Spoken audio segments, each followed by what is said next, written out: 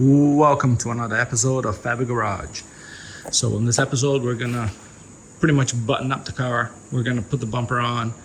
We have to fix a couple things for inspection, like the reverse lights still have to be hooked up, and they weren't working, and I wasn't sure why, and now I know why, and I'll show you guys what I did. But before that, I did order a hood scoop to go over this. It's not really a scoop. It's more like a small cowl that will go over here. And it'll basically just, the cowl is going to be centered to the hood. So it's big enough where the cowl is going to start here and end here. So it'll look right when you look at it. And it's going to be open on the back. So it's still going to get some airflow in the back, or some vacuum, you could say, because as the air goes this way, it'll probably pull some air out. Might pull some heat away, but either way, I don't want this exposed, because if I am driving on a nice day and it starts pouring out, I don't want water to start pulling on my filter, or I don't want water all over my engine anyway, because that's how your engine bay gets dirty and starts to rust things. So I want to keep it clean under here. So I ordered this scoop. It's supposed to come in today. We'll see how it fits. But in the meantime, I'll show you guys what I did. So you see the hood's popped, and the hood opens automatically. So one of the things I hated about this car was the fact that you had to have a rod hold the hood up. So I ordered these on Amazon. I got 4 of these for $15. So I'll have 2 spare ones for another project, or for even if this one blows up. But all I did was I made an L bracket there, and then here. And I'll put the link below of the exact ones I bought. They're supposed to be 60 pounds each. And the hood's pretty light, but apparently people that have done the 35 pound, I think 35 pound one, they weren't really enough for some reason, because I guess when you pick it up right from the edge there, it's a lot more effort to open the hood than if you do it like from the middle here. So these work perfect. When you close them, they don't fight you too much, and they hold the hood like nice. So if you see, so it works perfect. So it's kind of cool that we have that. Everything under here is pretty much all set. I already filled up the cooling system, as I showed you guys. Temperatures are good.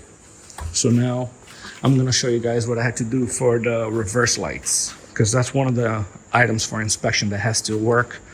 So I'll show you what I ran into and how I fixed it.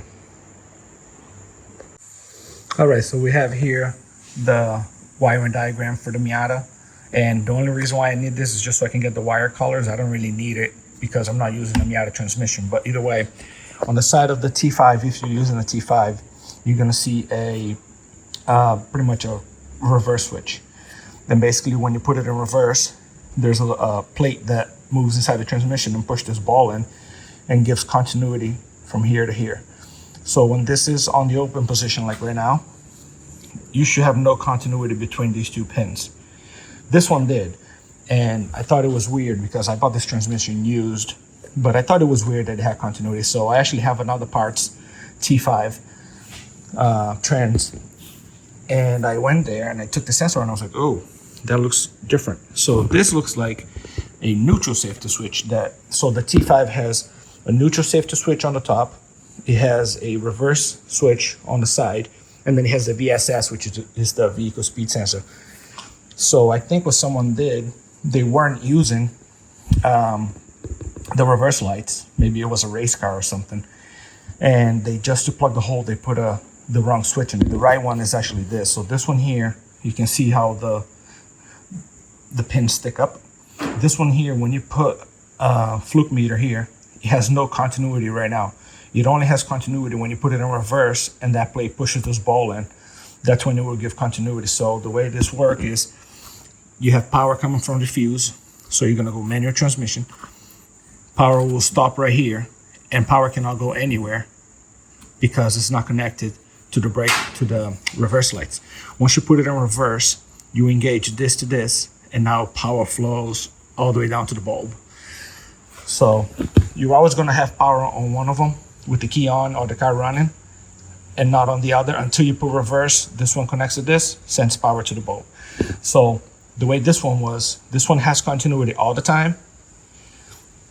And when you this, first of all, this is not even long enough, so nothing was happening. That ball wasn't even moving. That plate is not, it wasn't even pushing that in. But let's say it was, it still will not work because you have continuity. So you will basically be the opposite. You will have reverse lights on all the time, and when you put it in reverse, you have no reverse lights. So this switch works the opposite. So you want one that has no continuity when it's just sitting there, and when you press this ball, that's when you connect the 2 pins. So luckily I had one in stock. I tested it, it's fine. I can pop this in and it should be good. Now the 2 wires for the Miata is going to be the black and yellow on my car because mine's an 04, the black and yellow and the red and yellow. So I have to find those 2 wires under the car. But in the meantime, my spare transmission actually had a plug in really good shape that goes here. And then what I did, I used one of those connectors that I've been using that are waterproof, and I spliced it in here. So these 2 wires here are gonna go to the black and yellow, red and yellow. So, yeah, I have a nice little harness here, looks nice. So now I'm gonna put the switch in and find those 2 wires, connect them up, make sure it's away from exhaust, doesn't get hot or melt or anything. And hopefully we can get the reverse lights to work. And as far as inspection, for a state inspection, I think we're pretty much all set. I don't think there's anything else because all the light works except for the reverse. I have to check the plate lights, but I think everything else is all set. So let's get this done and then we'll double check everything. All right, so as you can see, I have that switch on there. Pigtail goes over, the connector's up there. Then it goes to this side here. I was able to pick up the red wire with a yellow stripe here. So that's connected with a butt connector inside of the loom. And then I was able to pick up the black and yellow wire up there under the hood, and I'll show you. So I just ran the other wire up there. So now I know why the reverse light wasn't working. It was because it was never connected. I completely forgot about it. It'd be pretty impressive if it did work with it not being connected. So now that we know why that wasn't working, which again is another inspection item, all the lights have to work. So now I think we are completely done with the lights. I checked plate lights, everything seems to work. I just forgot about the reverse lights, honestly. But yeah, that is all set. Now I can put the bumper on. Another thing I did was I put the horn.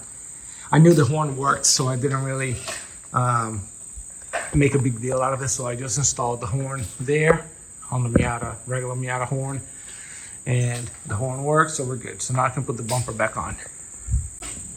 All right, quick thing.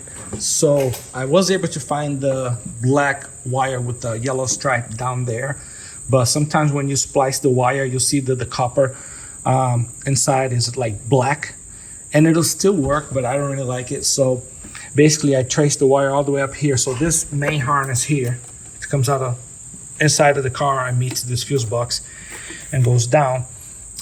You can actually open this up right here, and your wire actually comes from here. So you can intercept it right here, and this right here is running down to the transmission switch in the loom. So I basically eliminated about 2 feet of wire, and when I cut it up here, the wire was nice and copper color. So I was more comfortable with that. I've seen it on snowmobiles when they start to turn black and then they start to kind of not give you a really good connection. So I want a nice and shiny copper color. Put a butt connector in here and loom away from the exhaust. I have heat shield all the way up to here, which should be fine. And so now the reverse works. So that's it. They're just 2 wires for the reverse bulbs, honestly. Another thing I want to show you guys is the hood scoop did come in, and I'm gonna put it on the hood and show you guys how it looks and why I chose it. All right, so this is the scoop. I'll give you the exact part number, but that's gonna be perfect because it's just high enough where that filter will. I am gonna open the back here. I'm gonna cut all this and leave it open for some air. I have it. It's just sitting on here right now, but the thing with this hood is this hood curves down and there's not a lot of options. If you buy this in fiberglass doesn't really bend. So wherever the fiberglass sits, unless you plan on bonding it to your hood, which is a lot trickier on an aluminum hood, I went with the plastic because this is decently thick plastic. It's a decent brand, and plastic will always flex a little bit. And if you leave it out in the sun or if you drive it out on a hot day, it'll kind of take that shape, even if you kind of forced it a little bit, where fiberglass won't. So this has double-sided tape. Let me see if I can show you. It has double-sided tape on the inside, but I think I am gonna put 4 little rivets, 1 in each corner, just to make sure this thing doesn't fly off. It wasn't that much money, it was about $100, but as you can see, it's pretty much flush all around, including here, the front. So really, that's as good as you're gonna get. And I mean, Miatas don't really look good with a hood scoop. I have never seen a Miata actually look good with a hood scoop, but I think something like this, it's passable now. I might paint this by the actual Mazda paint, repaint the whole hood with the scoop, or I might just leave it black, I'm not sure. But for now, I'm just gonna mount it, I'm gonna center it, glue it down, put 4 rivets to hold it down, and leave it like that for now. And later on, I can always take the hood off and paint it. But this way, I'll be able to center it. And when someone looks at it, it doesn't look weird that the filter's to the side because the whole engine's to the side. So it'll look a little better. And I can always put a couple little stickers here, like 5.0, V8 or something, you know how they do on the side. Because it's almost a couple inches high, so I think this will work. So I'll show you the brand and I'll show you the model. I don't know if it'll be in a box. AVS is the brand. They make decent stuff. I don't know. Oh, the model right here. 80005. Got it on Amazon. I'll put the link down. It was $100 by the time you pay sales tax and stuff.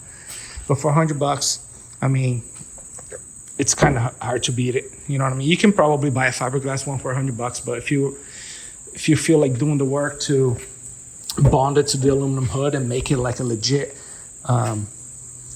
bonded piece, then that's up to you. But I don't have the skills to do it on aluminum, and I'll be honest. So I'm just gonna go with a stick-on plastic one. But I am gonna reinforce it with rivets. So yeah, so that's gonna be the next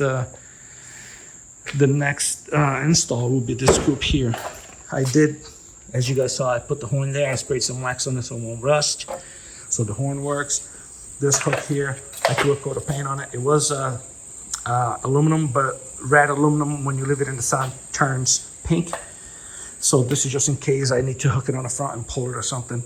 So I threw a quick coat of red, put the bumper back on now. And then actually before I put the bumper on, I'm gonna polish these lights. I'm gonna take all this yellow off and polish them up so they look brand new again. And I'll show you guys that too. All right, I'm not sure if you're gonna be able to tell, but this is actually not horrible, but it's just yellow. I just did this one and I didn't even clear coat it yet. This is just the first pass. And you can see how that's yellow and this is not. So I'm gonna polish it 2 more times and then I'm gonna put the clear coat on it. And this should look like new. And I have done these in the past. But as the car sits a year or 2 later, it will get yellow again. So you kind of have to always do it, but it's coming out good. I'm gonna put the link below of the kit that I'm using. It's a 3M kit and it comes with the sanding discs and buffing pad. Just follow the instructions on the kit and you can't miss it. So I'm gonna do the other side now, then I'm gonna clear coat both and then I'll show you guys how it looks, the end result. All right, so the bumper's fully on. I just put the plate bracket there. That's not the actual plate that's gonna be on the car. I'm gonna register it on Wednesday. Bumper's fully on, all the lights are hooked up. The only thing I have to do is re-rivet the fender flare on. But my converter box just came in to make the tachometer work. So I started doing that. I'm gonna show you guys how I did it. I already tested it and the tachometer works perfect. So got this off a Monster Miata. You can buy it anywhere though. This company here makes all kinds of gauges and digital dashes and stuff. So here's the model you will want if you want to use it for speedometer and tachometer. They do sell versions of this that will do either or, but for I think it's like $20 difference, you buy the one that already has the both of them. And this one is actually Bluetooth, and then you can use an app to program your settings, which is sick. So it's pretty simple. You want your two first here, ignition plus, so when you turn the key on, you want power coming here, so I haven't hooked that up yet. Ground, I have a ground going right on there. And then you're gonna go to set up your tachometer, and then B, the wire coming from the cluster plug is gonna go right into this one here that says normal. You don't want high voltage because this tachometer works on low voltage.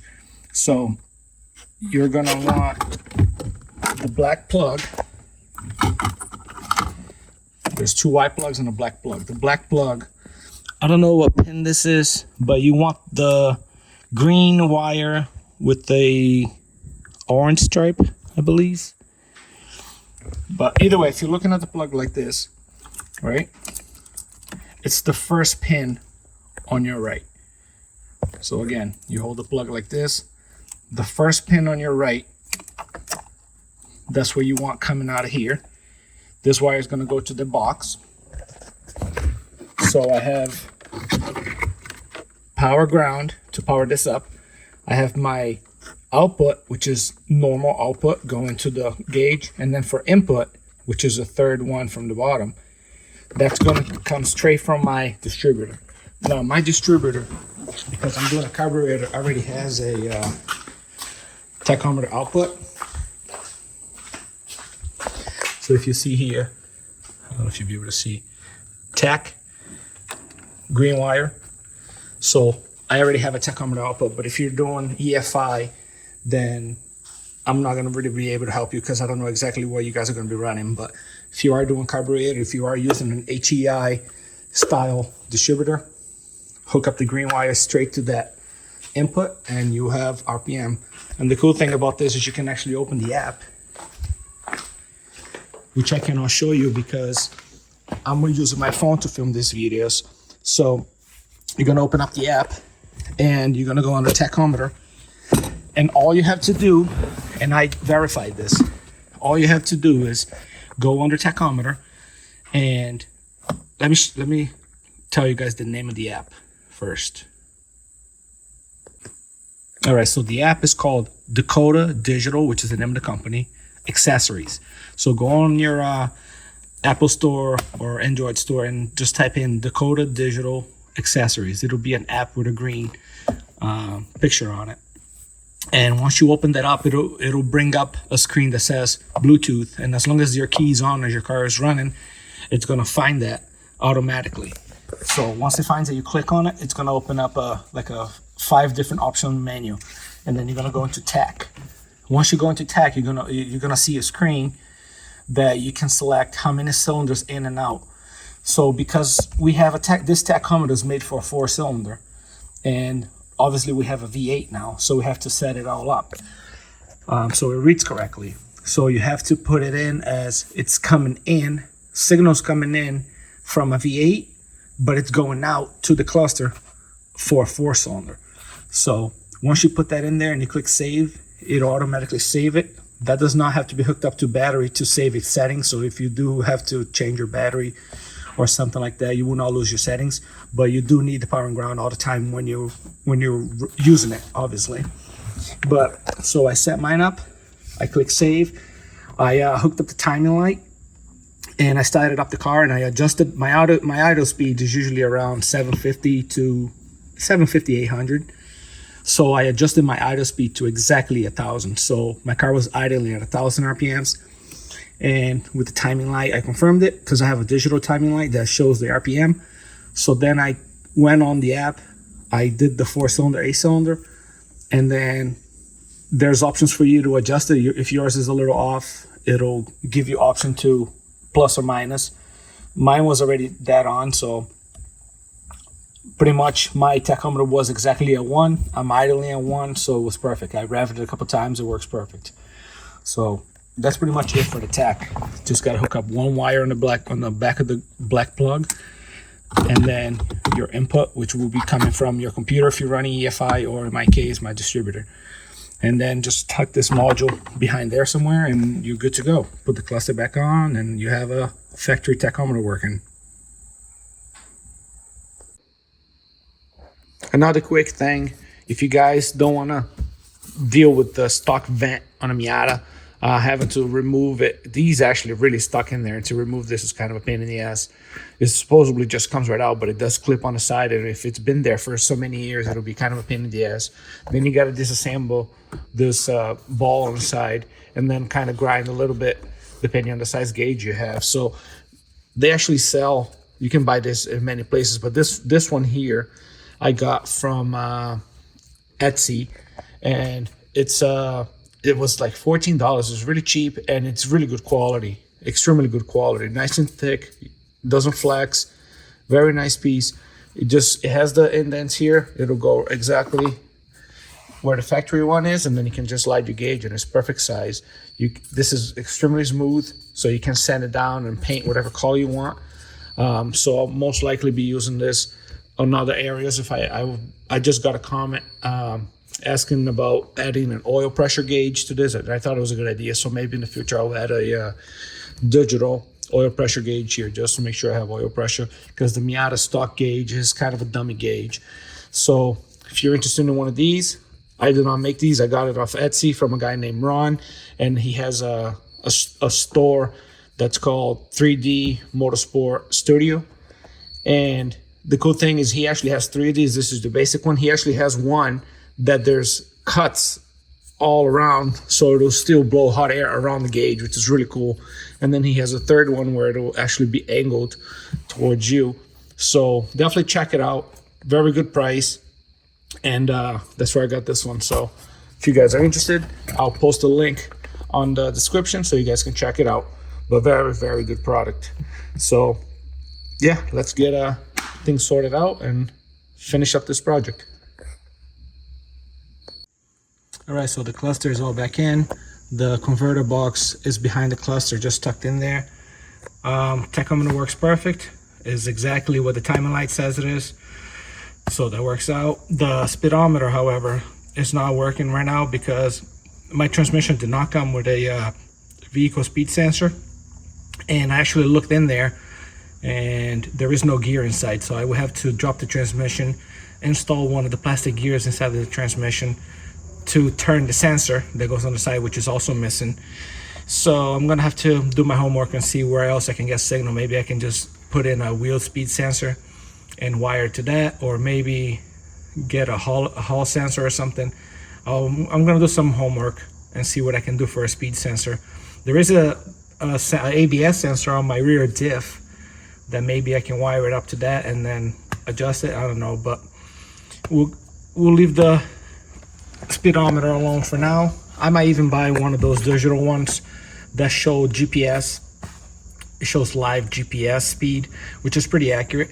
So I might actually open up the cluster, remove this whole gauge here, make a bezel for it, and then leave a digital readout here, which will look kind of cool and it will be pretty cheap. But for now, at least I have a tachometer, so I know I can shift that 5500 or whatever and not over rev or anything like that. So I'm gonna show you guys this works. Oh, need a key.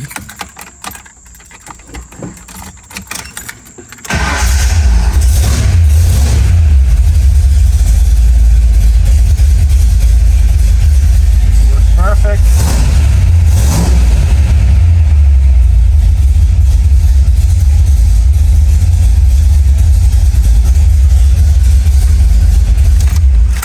So now the only thing that does not work here is the speedometer, which I will fix at some point soon, but for now it's good.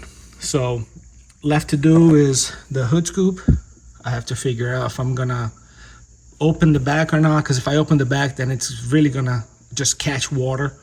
If the car is sitting and it's raining, it might just catch water and kind of defeat the purpose of putting it on to begin with. So I'm gonna see what I can do with that. But I'm gonna show you guys the scoop on my NA, because my ND is up on the air and the new tires are there. But I'm not gonna tell you guys what it is yet, because I did order brand new wheels and brand new tires. And the tires are really grippy, supposedly, and the new wheels are sick. They're gonna look really sharp on this car. Nothing extremely expensive. Again, this is a budget build, but they are new. They're nice and straight, they're shiny, and they're gonna look really good. So this coupe, I was gonna open the back up, but the problem is if you stand right here, pretty much level with it, this is pretty much open, facing up. So any water is gonna go right in there. And then what's gonna happen is, because this has double-sided tape all around, if it's sealed, nice and sealed, it's just gonna, the area there's just gonna fill up water until it's full enough where it will drip back into the hole. So it'll kind of defeat the purpose of protecting it from weather if it's gonna actually catch water. So I might actually have to leave it closed and just let the air filter suck up warm air instead of fresh air. I guess I could try and drill some holes so that way it's not fully open, and if it does drip some water in there, it won't be that much. And I don't plan on parking this car outside on like rainy days or anything. I plan on keeping it in the shop. So, but you know, you can never be 100% ready for everything. So I could be driving one day on a day that's like cloudy, and then all of a sudden I get stuck in a thunderstorm. You know, you never know. So I want to keep my engine bay clean, because I remember my brother's Evo 8. The Evos have that grill on the front of the hood, and his engine he was always cleaning the engine, because you're constantly just pushing dirt into your engine bay, and it just gets to a point where it gets pretty dirty. So I'd like to, it's going to happen anyway from the road, but if I can try and keep at least the top of it decently clean, I'd like that. But I might just throw this on there and leave it like that, or I might drill some holes, small holes. I don't know. If you guys have any ideas, drop a comment. I appreciate it, but I don't think fully opening it is going to be ideal. I did think about chopping this whole thing from here forward and making this like that, so that way I can line this up with the edge of the hood, and that will actually stick up just like an actual cowl. That way the cowl comes out further than the hole, and it'll actually block most of the water. So that's an option too. I can just trim this whole piece out, trim it here, and then make it look like that. So we'll see what I can do. But for this week, this is it. We did a decent amount of stuff. The car is going to be registered next episode, and the new wheels and tires are going to be on it, and you guys are hopefully gonna love the new setup. So I appreciate you guys watching. Appreciate you guys following along and throwing ideas and comments on the build. It's actually pretty cool. So I guess we'll see you guys on the next episode. Thank you for watching. Don't forget to subscribe, and let's do this.